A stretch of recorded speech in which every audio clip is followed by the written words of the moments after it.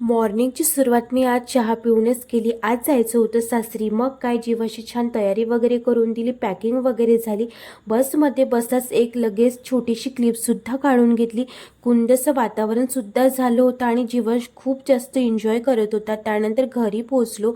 खूप भूक लागली होती म्हणून चकली खायला घेतली. यांनी थोडी मस्ती केली यांची. मी पटकन माझी चकली यांनी घेऊन घेतली. माझ्यासोबत तर नेहमीच असं होतं, तुमच्यासोबत पण होतं का? तर गावी असते गणपती, तर बाप्पाच्या दर्शनाला आम्ही आलो होतो गावाला. मॉर्निंगला लगेच वॉक करून घेतला, त्यानंतर नाश्ता करायला घेतला.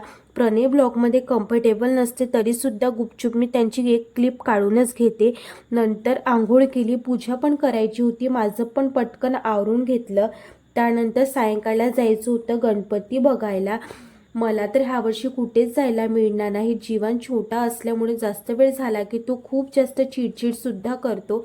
मग काय गावातच हाऊस पूर्ण करून घ्यावं म्हटलं.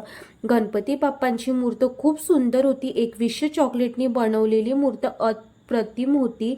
गावातले पेंडॉल छोटे असतात पण डेकोरेशन खूप भारी असतात.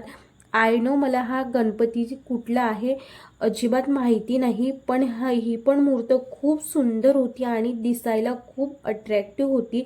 पुष्कळसे गणपती बघितल्यानंतर आम्ही घरी आलो. क्लिप काढणं पॉसिबल नाही झालं कारण जीवन चिडचिड करायला लागलं होतं.